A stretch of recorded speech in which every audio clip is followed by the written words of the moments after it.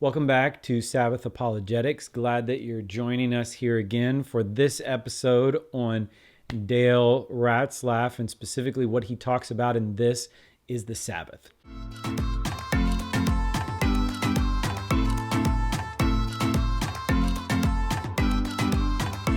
This isn't a super long one. I think we're only going to watch like 4 or 5 minutes of his stuff. But we're going to look at some serious Bible texts because he makes some serious allegations, accusations against the Seventh-day Adventist Church, but more than that, against Sabbath keeping. And I feel really strongly. I think that Sabbath keeping is one of the greatest blessings in my life. And I'm going to show you how at least one verse blows, and often I hear this all the time, one verse, half of a verse, blows this argument completely out of the water, that the Sabbath was created for God, that it in creation, it was never given to man as a day that he needed to keep holy until Moses came along. Some thousands of years later, after the flood and after Abraham and after Egypt and all these things, and then the Sabbath was given. Well, I'm going to show you half of a verse how this is completely not true. So here we go. Let's go ahead and we'll get into it. We'll start looking at what Dale says about the Sabbath. We'll start looking at what Adventists claim about the Sabbath, and we'll start looking at what the Bible says about the Sabbath. All right, here we go. Let's pull you up, Dale, and get you going. All right. Pillar number 2. The seventh-day Sabbath is a seal of God and is necessary for salvation, and Sunday worship is or will be the mark of the beast. Now, it's going to be a good one. SDA Fundamental Beliefs number 20 on the Sabbath states in part, I don't have time to read the whole thing, it says the Sabbath was instituted at creation for all people. That is not true. That's Adventist assumption contrary to fact. Okay. He says that is an Adventist assumption contrary to fact. Okay. That the Sabbath was not actually instituted at creation for all people. Half a verse. Are you ready? Okay, so I'm going to go ahead and give you a view of Chrome. Mark chapter 2, verse 26, 27, 28. You have here Jesus talking about the Sabbath, and we're not going to get into this. This isn't a breakdown of these verses. You can look into those later. Or if you want, I'll do a breakdown of those verses. But here we're going to look at Mark 2:27. Very simply stated, Jesus is talking, and he's explaining the truth of the Sabbath to some Pharisees and some religious leaders. He says to them, the Sabbath was made for man. I don't need to read anything else.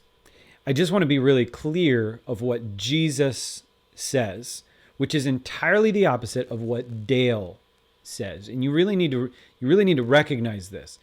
Dale says, Brother Dale, brother in Christ, I'm glad that he found the gospel, even though it wasn't in Adventism, that's fine. As long as you can find Jesus, that's the important thing. So Brother Dale says that the Sabbath was made for man.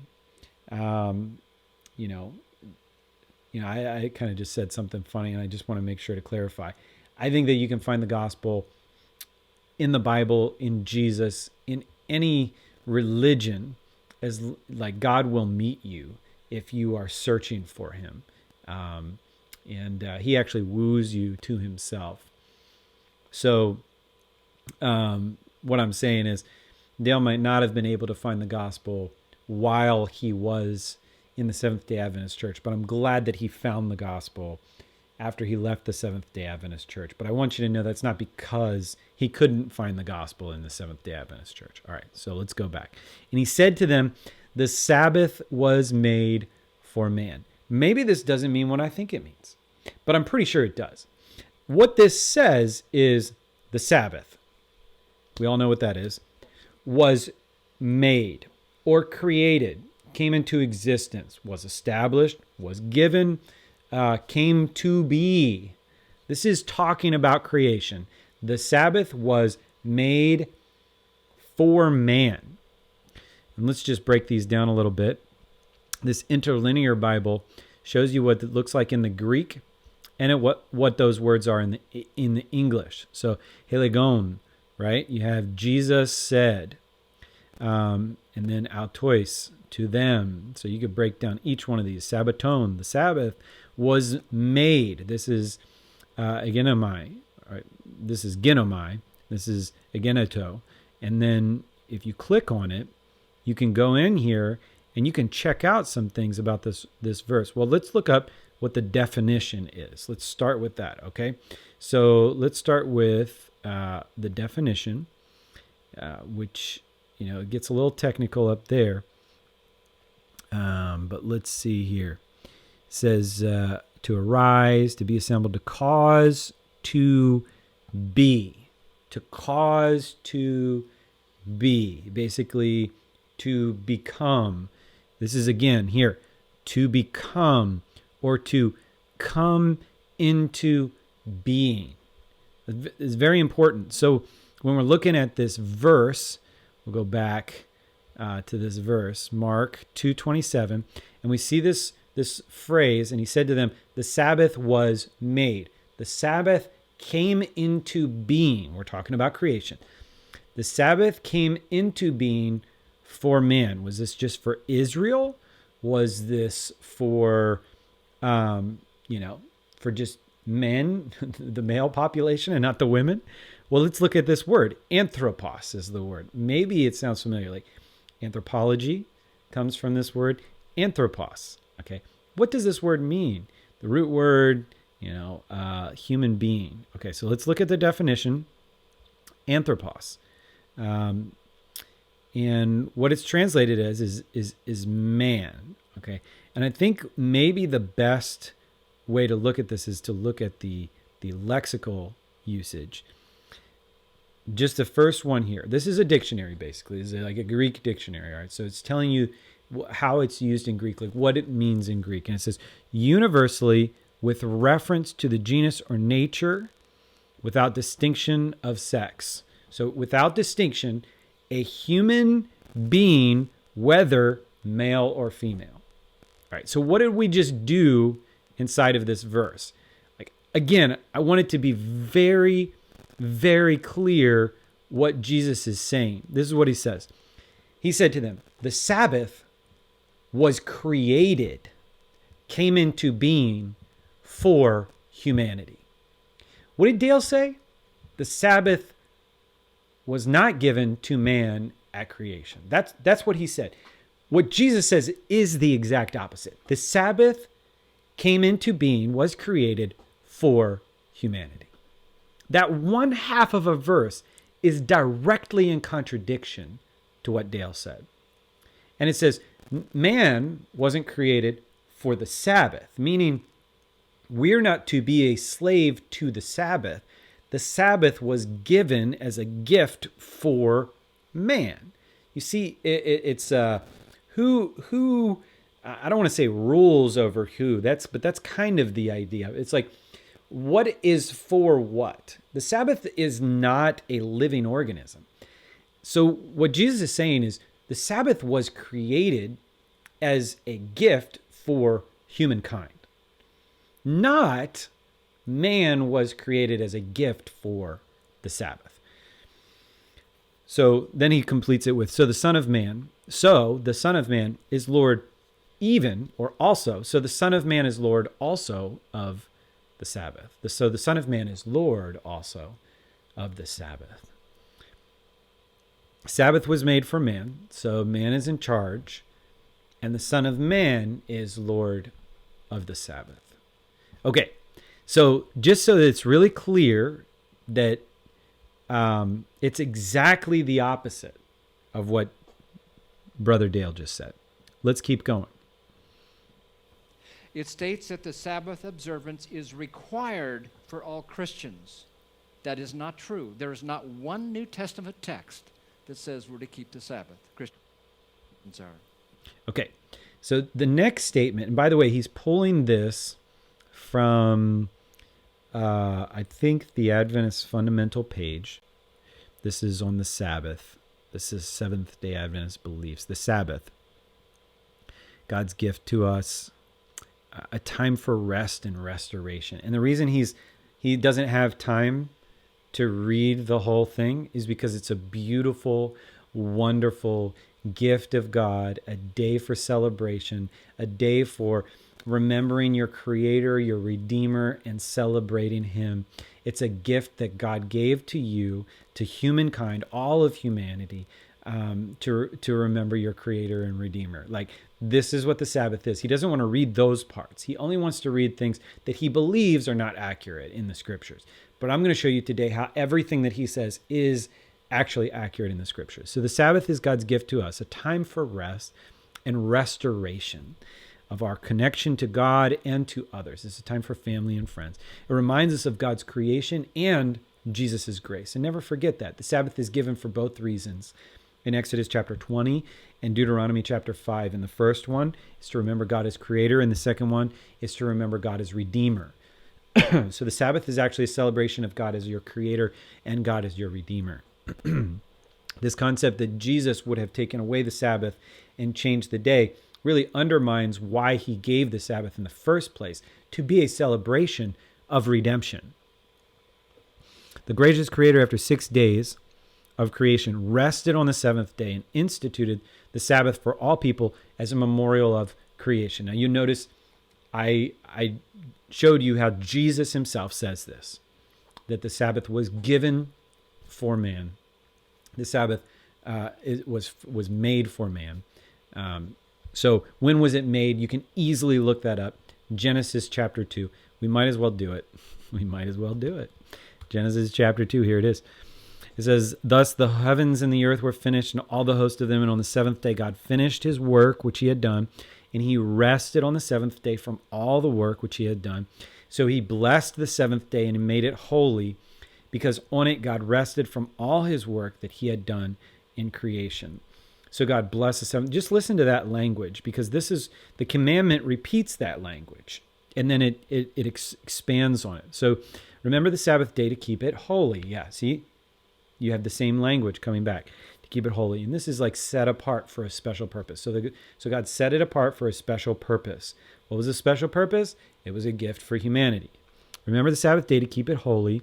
6 days you shall labor and do all your work, but the seventh day is a Sabbath to the Lord your God, a rest day to the Lord your God. On it you shall do no work. Now, who is the Sabbath given for? You shall do no work. You or your son or your daughter, your male servant or your female servant. So you, your children, right? Your husband and wife, right? So you, your husband and wife, like the son or daughter, your children, your servants. Okay, so even slaves in this time, which we're not talking about chattel slavery, but they become equal. Everyone finds equality in the Sabbath day. It's a day of equality. So they get rest. They receive Sabbath. This Jubilee time, if you will, this rest experience. Your livestock receives rest on Sabbath. So you're not plowing your fields. They get rest. The Sabbath day is a day for rest. For your cows, okay? Or your livestock, or the sojourner, the stranger, the visitor. So someone that's visiting your house. It's a rest day for strangers. This is a rest day for. So who is the Sabbath given to? It was given to all humanity, all mankind, all people everywhere. It was given as a rest day. Now, notice, for in 6 days, why? Okay, when was it given? For in 6 days the Lord made the heaven, the earth, the sea, and all that is in them, and rested on the seventh day. When was the Sabbath given? Therefore the Lord blessed the Sabbath day and made it holy.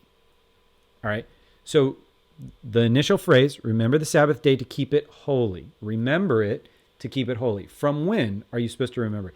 Exodus chapter 20, they say that, hey, this has been given to you at the Ten Commandments when they were given on Mount Sinai. This is that moment. Exodus chapter 20.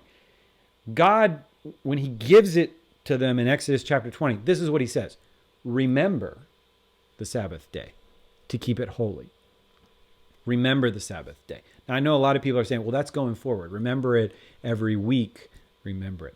Well, he could have said, keep the Sabbath day if it was that simple. Just keep it. Keep the Sabbath day holy every week. No, he didn't just say keep it. He said, remember the Sabbath day to keep it holy. 6 days you shall labor. Okay, so when was it given? When the Lord blessed the Sabbath day and made it holy. That's when it was given. That's when it was given to man as a gift.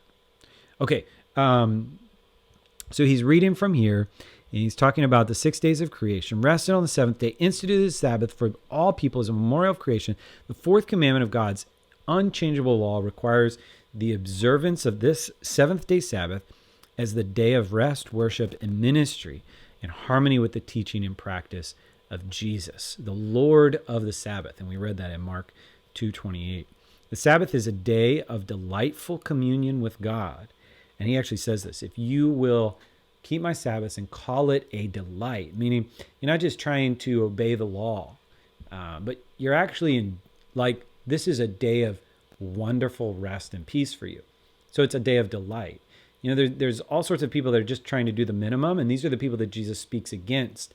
He says, your righteousness is to exceed that of the Pharisees, because they're just trying to do the basics. And even when they're trying to do the basics, it's just the letter of the law. Like, it's got to come out of your heart and out of your life. And really, it's the fruit of God's Spirit living in you. So call it a delight. The Sabbath is a day of delightful communion with God and one another. Who wouldn't want this? I don't understand why we always take it in this kind of negative, expectations. We make it difficult, and it's super simple. It's a wonderful gift from God to you. It's a day that you can keep. Delightful communion with God and one another. It's a symbol of our redemption in Christ. And I don't think he noted that one, but this is what he did start noting. He said it's a sign of sanctification, a token of our allegiance, and a foretaste of our eternal future in God's kingdom. It's a perpetual sign of his eternal covenant between him and his people. That's the one he just read, that it's a perpetual sign of his eternal covenant between him and his people. And let's just double check that to make sure I'm not doing that wrong. So let's see. Sabbath observance is required for all Christians. That is not true. There is not one New Testament text that says we're to keep the Sabbath.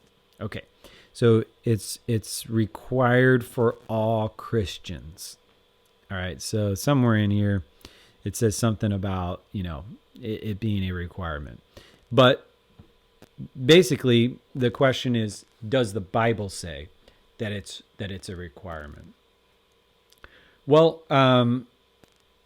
contrary to popular belief, the Bible doesn't actually ever say that the Sabbath has been done away with.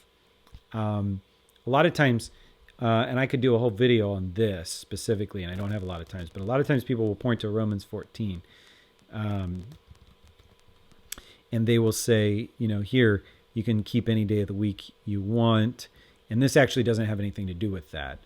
And you'll notice when you read the text, there's some texts that throw the word holy or sacred days in there.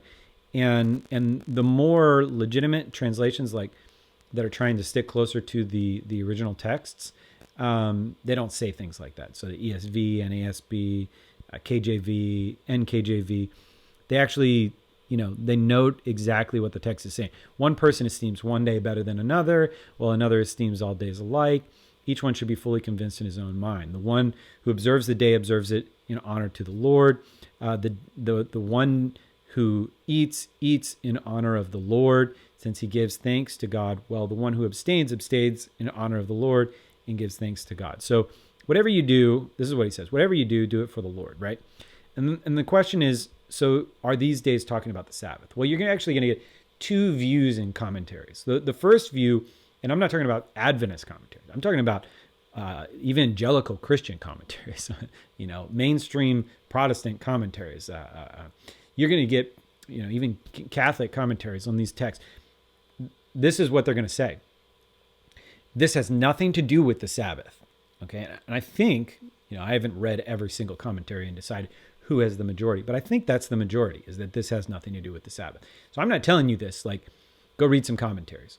The second group are going to say this definitely applies to feast days, Jewish feast days, or there's a couple that are going to tell you that this could potentially be applicable to Roman feast days, and how they decided to observe it. But okay, so you have feast days. But those same people that are going to say it definitely applies to feast days, some of the commentaries will say it may also apply to the Sabbath. And we can't be sure. So your options are, when you're looking at these commentaries, and I'm talking about scholarly commentaries. I'm not talking about Pastor Chuck on, down the road. I'm talking about scholarly commentaries who have done the exegetical work of looking at the Greek text, and trying to understand this and in the context and all these things. They're going to tell you it has nothing to do with the Sabbath. It's definitely about the feast days. It may be about the Sabbath. Those are your two options. It's not at all about the Sabbath, or it may be about the Sabbath. Okay, so those are your two options. So this really isn't a good text to use to try to say that the Sabbath was done away with. So it wasn't here. The other one is Colossians chapter 2, and I really can't spend a lot of time on this. This one will be a fun one. If ever anybody wants me to touch on this, they can just ask me to comment on it. But Colossians chapter 2, talking about the nailing of the cross, the ordinances that were against us, canceling the record of debt that stood against us with its legal demands. Man, I love the ESV. That's really good. By canceling the record of debt that stood against us with its legal demands. Yeah, that's the idea, is that you can't work to get to heaven. Set aside, nailing it to the cross. And then later on it says, therefore, because of these things, don't let anyone judge me in questions of food or drink, or with regard to a festival or a new moon or a Sabbath, right? All right, so a lot of people are like, this is the Sabbath, not a Sabbath. This is the seventh day Sabbath. And, there's a lot of different arguments in a lot of different ways on this. But let me just maybe briefly share with you two thoughts. One is, first of all, a Sabbath. Okay. This is you'll notice in this translation, it says a Sabbath. That's because when you look in the Greek, you're going to see this the way that it's presented, genitive plural neuter. So a plural word often means that instead of singular like Sabbath, it would be Sabbaths. So that's why this particular translation uses the term a Sabbath, because they're referencing numerous Sabbaths that it could be referring to. More than one Sabbath, meaning, okay, so when it says don't let them judge you on Sabbaths, well, and you'll see other translations. So like if you look in other Bibles, you'll see similar things too. Sabbath days is what the King James reads. Sabbath days. It's not talking about the seventh day Sabbath over and over and over again. It's saying Sabbath days, because in the Old Testament, there were lots of days that had that God said to treat as a Sabbath. Now, what does that mean? Well, he gave the Sabbath as a day of rest. And then there were other days that he said, this will be a day of rest for me too. This will be a period of rest. Some of them are like a year of rest for the land. And so he called those Sabbaths, right? And you can either lump them all together, or you could recognize that there's a significant difference between the 10 Commandments and the Sabbath and all of those other Sabbaths that are mentioned in other places. But what I would point to, and again, I'm not going to get into this, is that this phrase, festival, new moon, or Sabbath, and this was shared to me by a good buddy of mine, Aaron Cruz, who's done a lot of study on this. And it's not original to him, but he's done lots of study on the Sabbath. It's kind of crazy. He's been sharing recently some of his study work with me, and I'm really excited to share some of his study with you, because I think that it's really cool. But a festival, a new moon, or Sabbath is a phrase that appears, it's a specific phrase. It's like It's one that appears in the Old Testament in numerous places. And when it appears in the New Testament, this phrase, a festival, new moon, or Sabbath, it comes along with specific significance to specific periods of time. So this phrase, festival, a new moon, or Sabbath, it's not like Paul, this very knowledgeable Jew, is using these three terms together and not thinking about where this phrase comes from in the Old Testament. And so another time, when I have more time, I will disclose to you all of the study of what this particular phrase means. But suffice it to say this in simplicity, that these are ceremonial and they are to point to the substance of Christ. And it does not have anything to do with the seventh day Sabbath. So knowing those two texts in your mind, Romans 14 and Colossians chapter 2, have no significance to saying you don't have to keep the seventh day Sabbath. His actual accusation, our buddy, brother Dale, his accusation is that the Sabbath doesn't appear. The Sabbath commandment doesn't appear in the New Testament. Now, for this, I'm going to point you to a few things, okay? Because I think it actually does appear in at least three different ways, okay? The first way is that Jesus speaks of the Sabbath often, and he actually teaches about how to keep the Sabbath. So Jesus, he speaks of all the Ten Commandments, and he actually speaks of every. And I took this class from Dr. Richard Che about the Ten Commandments through the eyes of Jesus. Is brilliant. Oh, it's so good. So many times Jesus takes a commandment and he puts it in present day context in a deeper capacity. Often this has been noted as the spirit of the law. But even more than that, he takes the commandment, he explains what it was meant to be, and then he puts it in its positive application. So for example, Jesus is the Lord of the Sabbath. Matthew chapter 12 is an expose on the Sabbath. So you go down through this, and similar text to Mark chapter 2, the Son of Man is Lord of the Sabbath. It's talking about what is the Sabbath really for. They bring to him a person that needs healed on the Sabbath, and they're about to accuse him of sinning for healing somebody on the Sabbath. That's what they're doing. They're trying to set him up so that they can accuse him. Jesus, this is what he does. He starts teaching about what the Sabbath is for, the purpose of it. And he says to them, which one of you who has a sheep, if it falls into a pit on the Sabbath, will not take hold of it and lift it out? Anybody. I mean, you're talking about people still under the law that feel a compassion upon a sheep who falls into a pit, will go down and get that sheep out of the pit because of the compassion that they see upon it. Of how much more value is a man than a sheep? So now here's where it's really important. This is a command now. I want you to see this. This is a command. So it is lawful.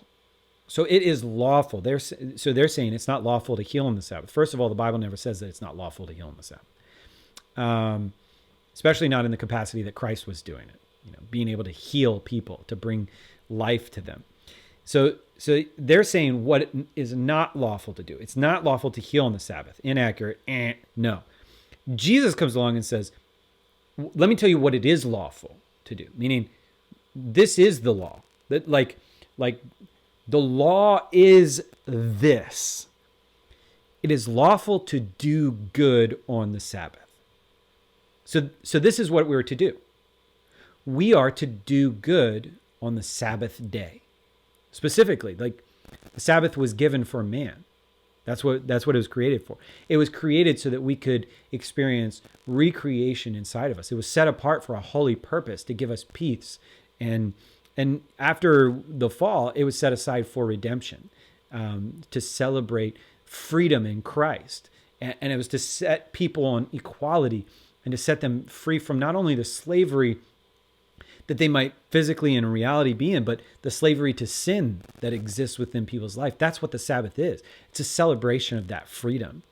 So Jesus says it's lawful to do good on the Sabbath, set people free, heal people. This is what the Sabbath has been given for. Experience freedom. And then he heals the man and he restores it. So first of all, there's Jesus. Now, I completely don't agree with this, but most people say, well, Jesus was under the old covenant. So, the law had to be kept by Jesus under the old covenant.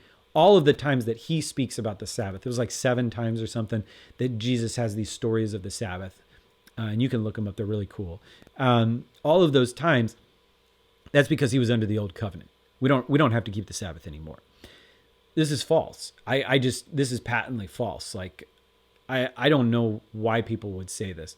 I do know why they would say it, but I don't agree with why they would say it. So their whole concept is in the new covenant, the law is obliterated and void. But what we've learned is, and this is the argument that they'll bring, well, the other commandments are repeated, after the death, resurrection of Christ in the other New Testament texts, the ones that come after the Gospels.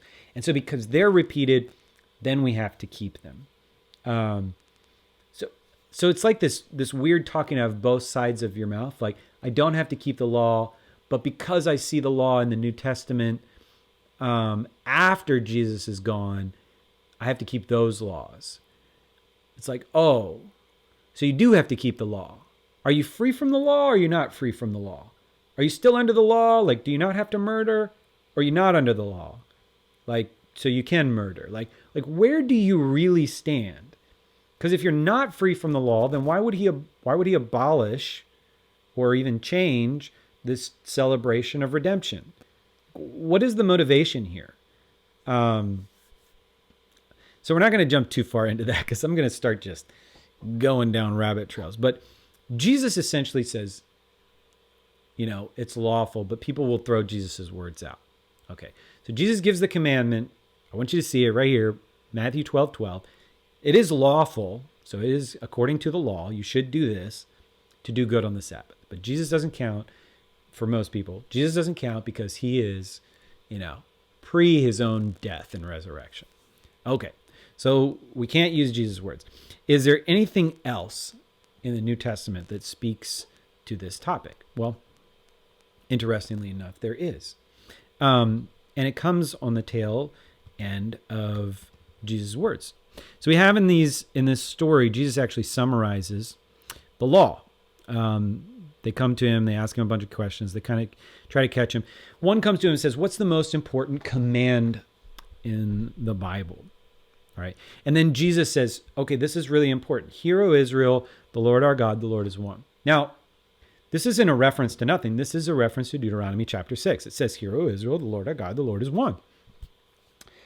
And the singleness, the singularity of God, and by that I'm not saying I'm not a Trinitarian. I believe in the Trinity.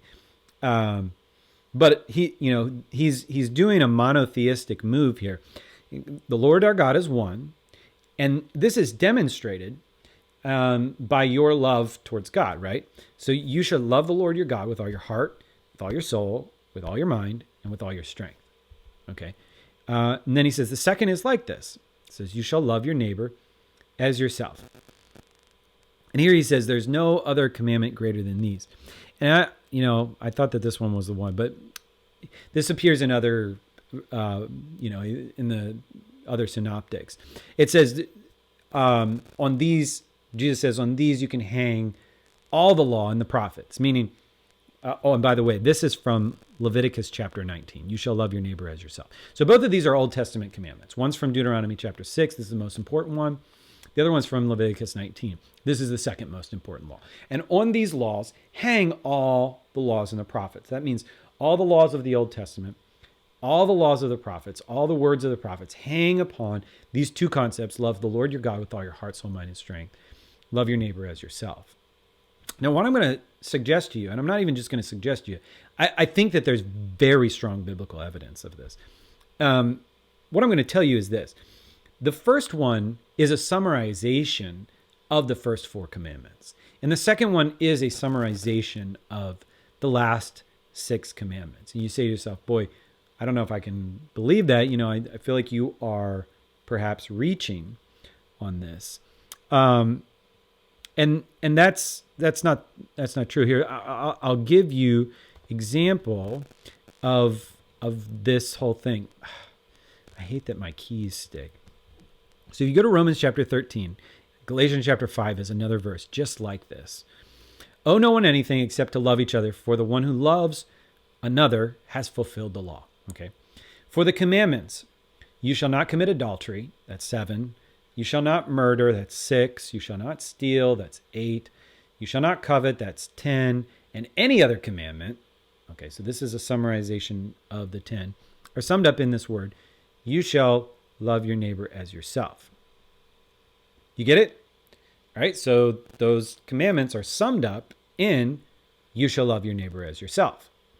Love does no wrong to a neighbor, therefore love is the fulfilling of the law. Now, does that include the first 4? Well, no, Jesus separated them.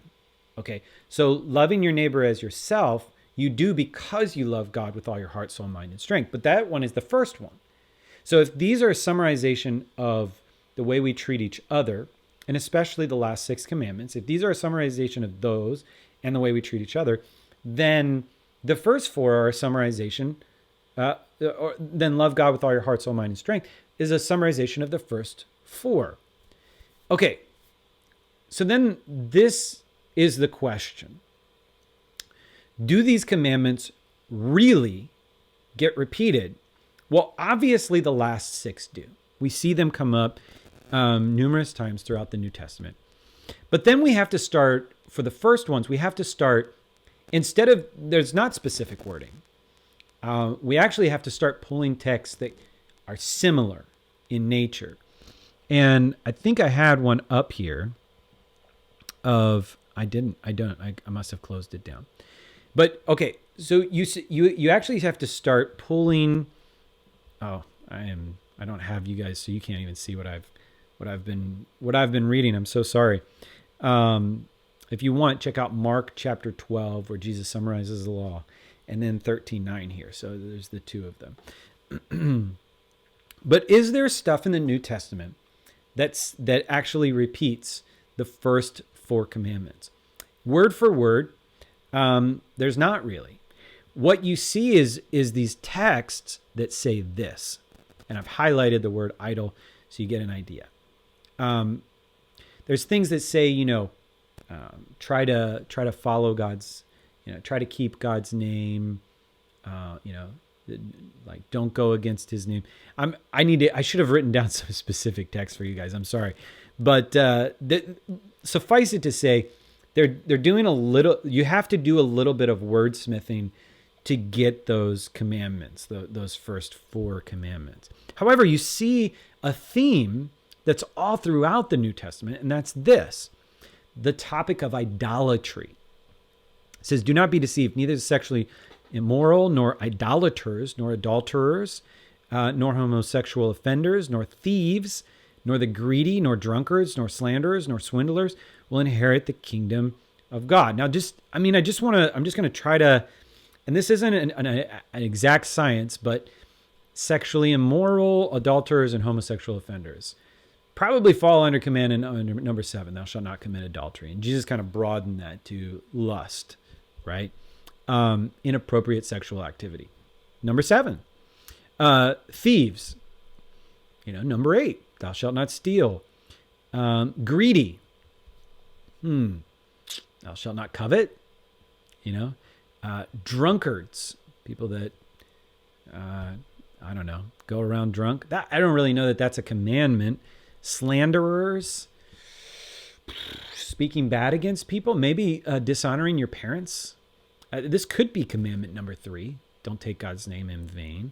I don't think that that's really taking God's name in vain, though. I think this is dishonoring your parents. Maybe these are dishonoring your parents. Swindlers, again, it could be 10. It could be all sorts of ones. But these are kind of include the commandments with, some other things. But this one about idolaters, and I want to be specific about this. So in all of these, there's some commandments and there's idolatry. Commandments and idolatry. Commandments and idolatry.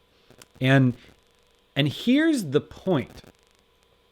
What are the first 4 commandments about? The first 4 commandments are about idolatry. The first commandment, thou shalt have no other gods before me.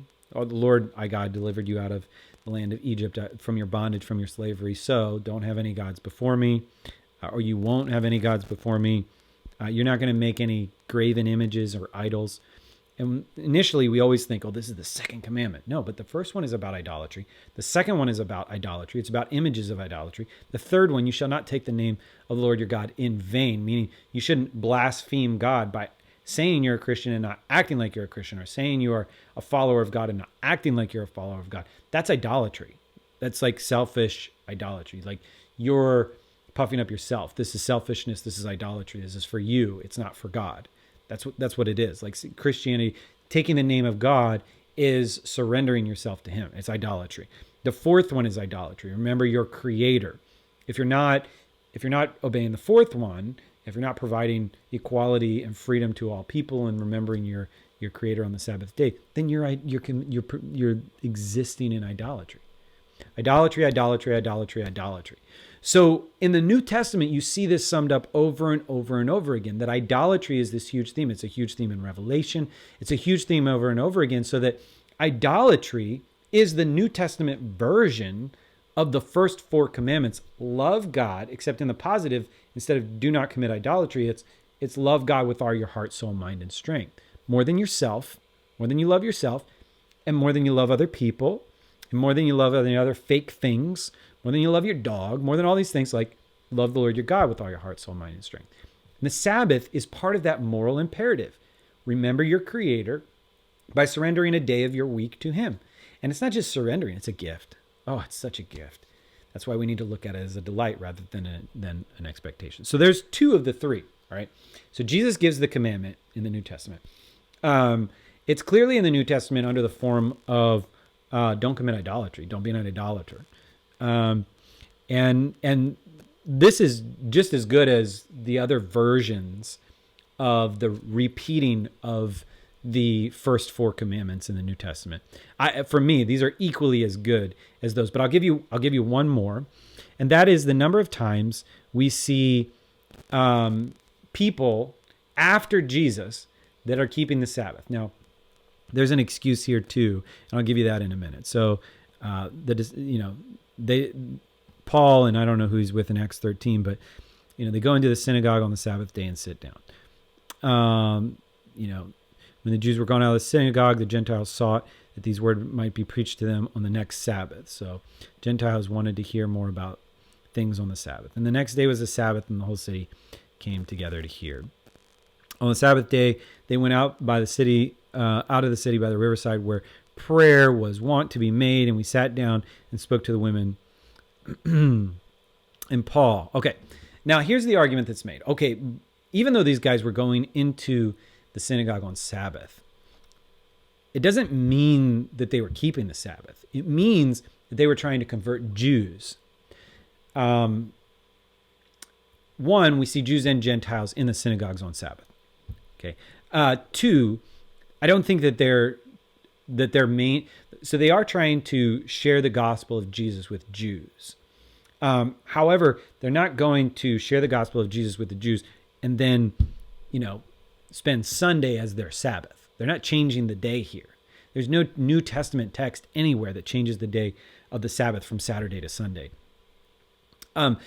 What we see here, though, is an argument saying that this has nothing to do with them, like, actually wanting to keep the Sabbath. But one of these many occurrences of where they're going to the synagogue, it says, and Paul, as his custom was, as his manner was, what he did every week, this was you could call it his tradition, went with them, and 3 Sabbath days, 3 consecutive Sabbath days, and week after week after week, reasoned with them out of the scriptures. It's not saying his custom was to go to the synagogue before he went to the Gentiles.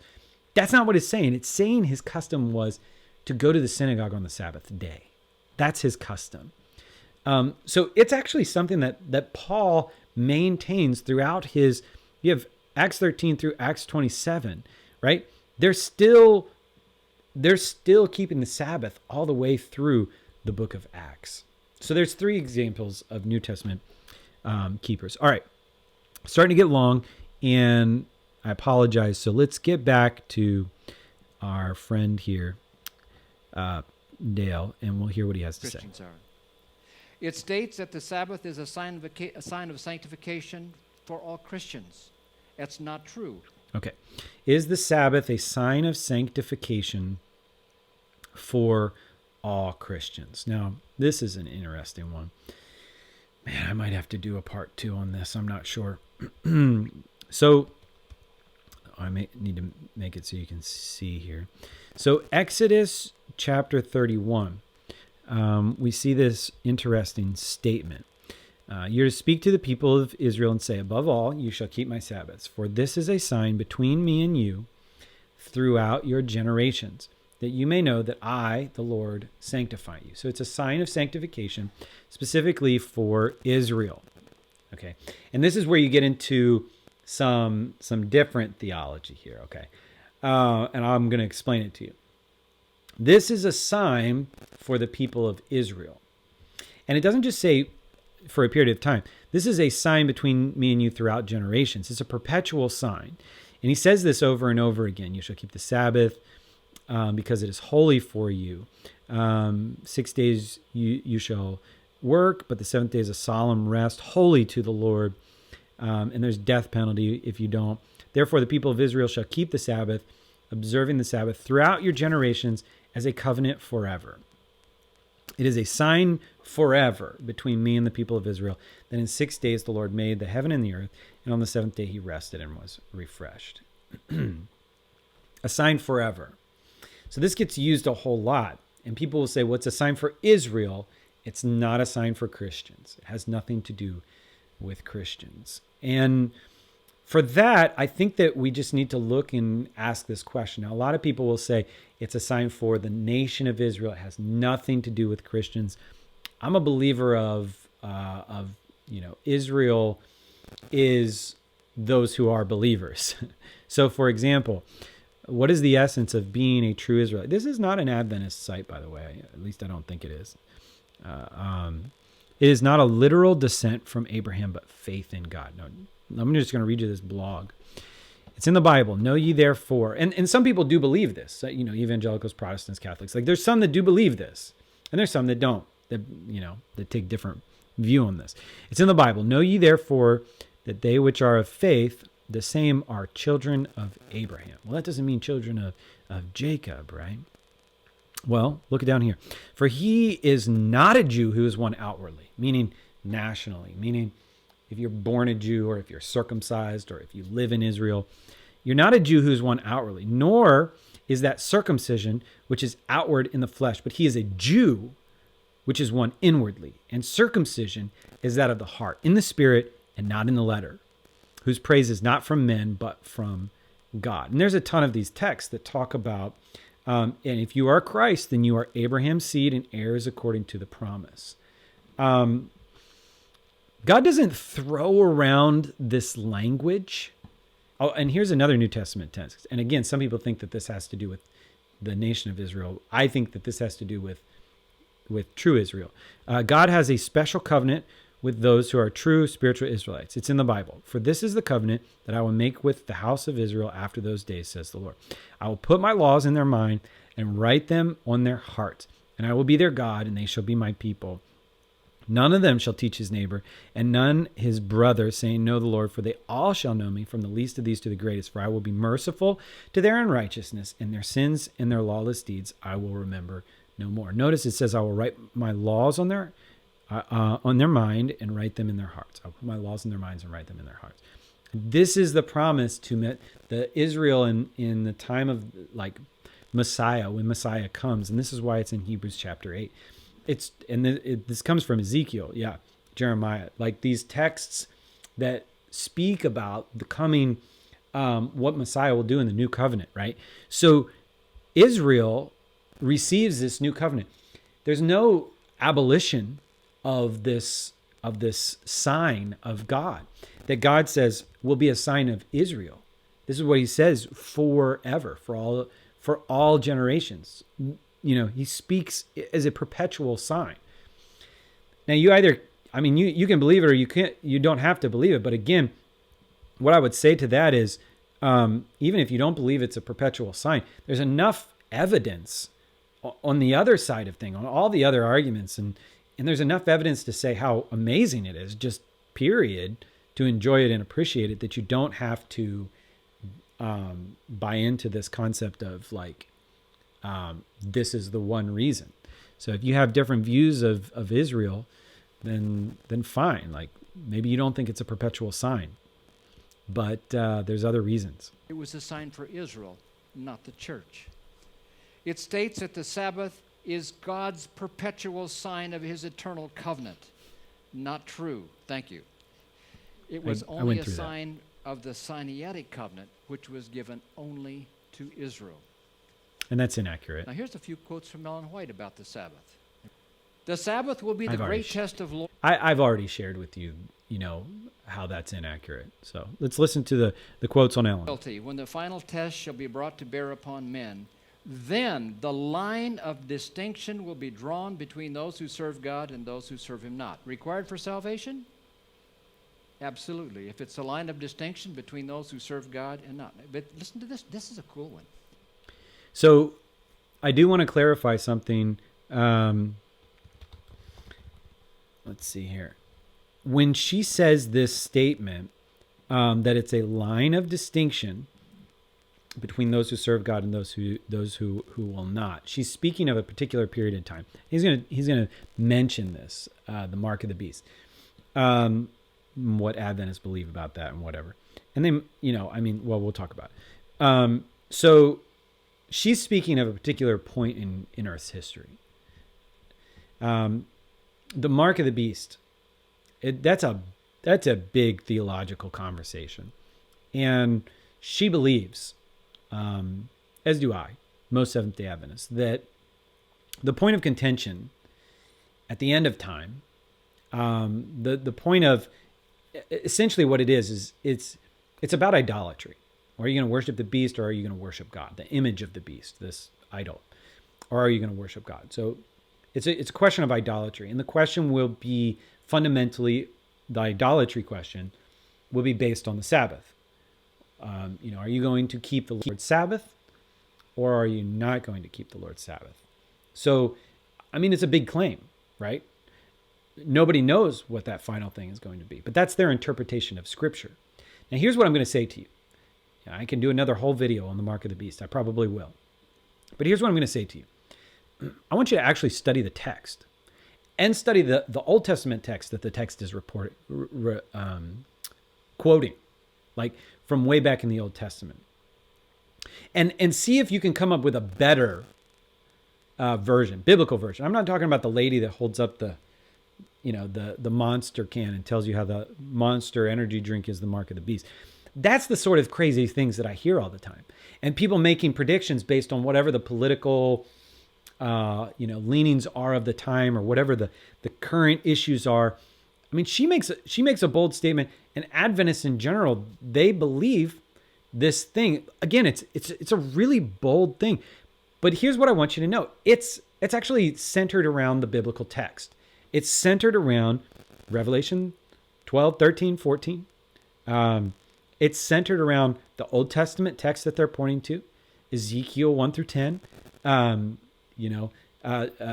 Exodus chapter 20, the fourth commandment's repeated in the first angel's message. Like it's centered on biblical ideas. So they might be misinterpreting the text, but they're not doing what all these crazy people are doing. And if you're one of those people, I'm calling you crazy.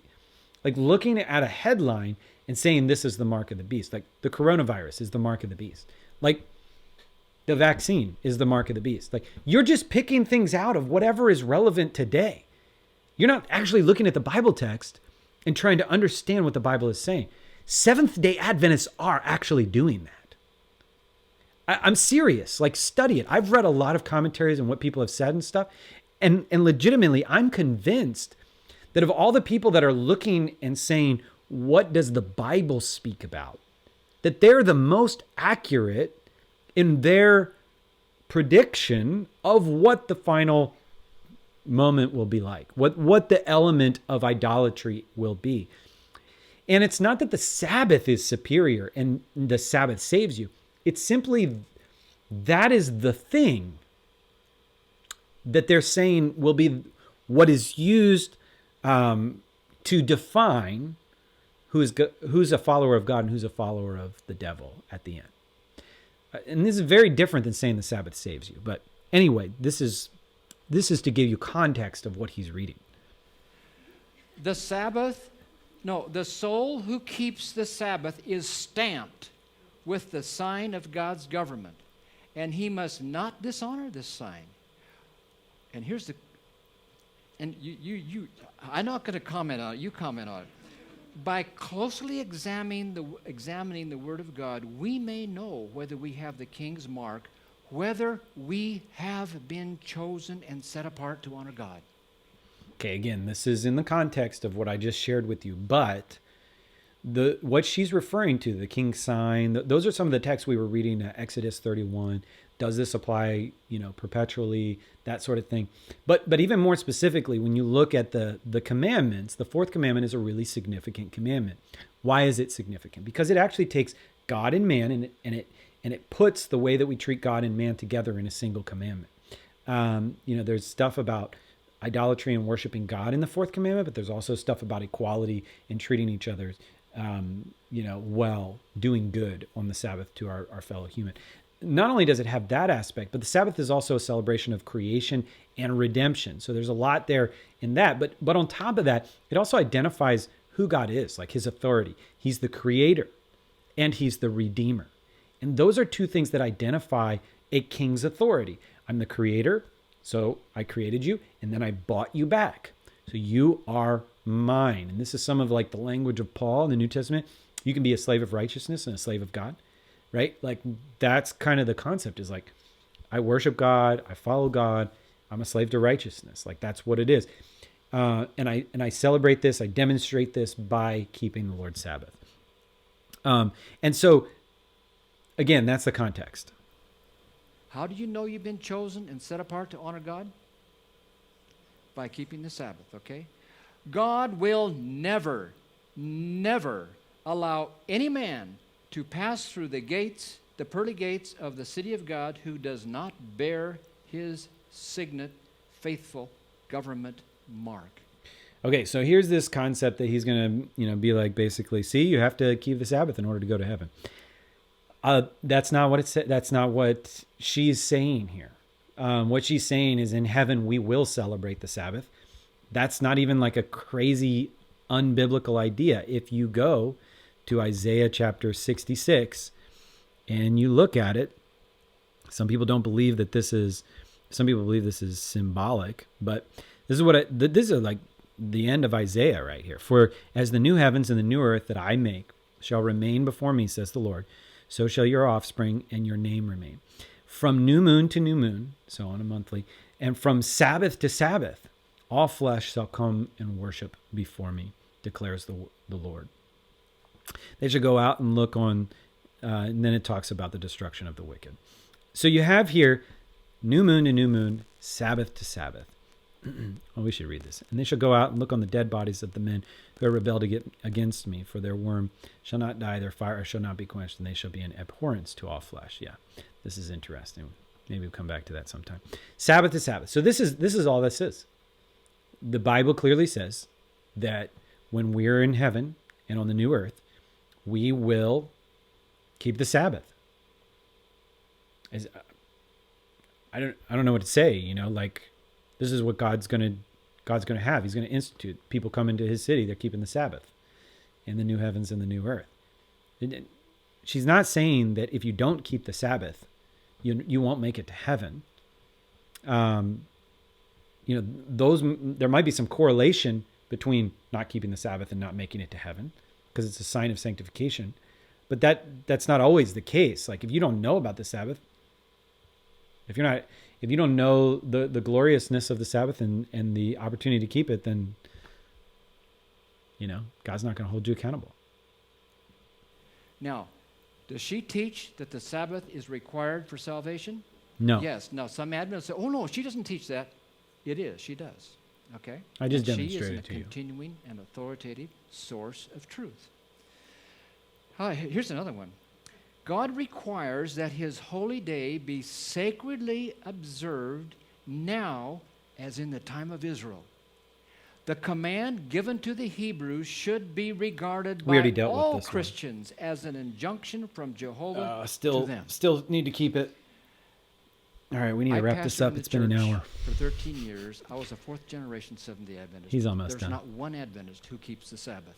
And that's a lie. Not by biblical rules. And listen to what he nor by says here. Ellen White. She has pages of rules added to that. So anybody who says you got to keep the Sabbath are only putting themselves and everybody else under condemnation. No, It no, needs no, to be stated. No. Okay? Now, if somebody wants to worship on Saturday, great. Listen, here's the thing. You can keep the Sabbath. It's very simple. Do good. Do good on the Sabbath day. Don't work. It's very simple. Just read the Bible. Don't work on the Sabbath day. There's a part in there that says don't buy and sell. And do good.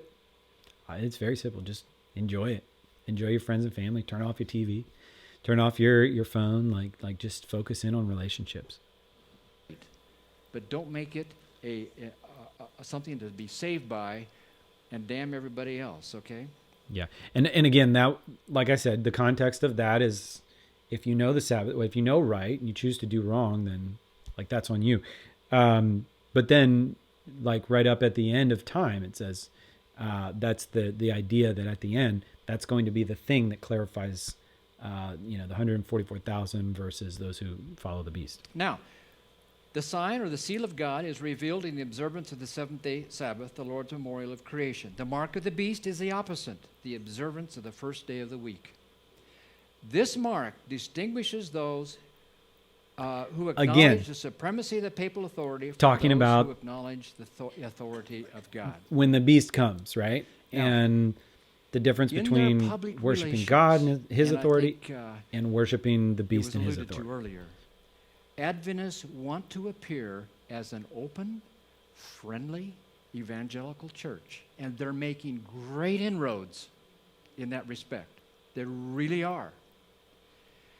And yet in their evangelistic series, they will tell believing Christians that they're going to get the mark of the beast if they don't keep Sabbath and join the true remnant church. Now, I think it's deceptive to teach both. They can't have it both ways. I think he just doesn't But they are understand doing it both ways because the what evangelical they're saying. church Or is he's kind of asleep distorting and does not understand it. what And they're Paul, saying. I appreciate what he is doing to open it up so people understand what's going on. Okay, I think Now, we're going to end let's here. review. Okay. He's just going to review and then he's going to move on to the next topic. So we'll end here. Oh, and you couldn't even see the last little bit. I apologize. Boy, I really failed you guys on this recording. We're going to stop here. I hope this was enjoyable for you. I hope you learned some things. The next thing he gets into is the investigative judgment. So we'll jump back into Brother Dale, when we get to the investigative judgment. But it's very clear that everything he says is inaccurate. Well, not everything he says. He says some things that he doesn't believe in, but that are accurate. Like, for example, that we do say about the mark of the beast, that the mark of the beast will be those who choose to follow the beast in his image. Sunday worship, it's not Sunday worship, it's worship of this image on Sundays versus Sabbath worship of the true creator. That hasn't been defined clearly, The beast, we're still waiting for all of these things to show themselves. So we can't even say whether that's right or wrong. Like it's hard to even say, oh yeah, clearly wrong, because don't you remember that happened last year? No, it's in the future. So it's coming.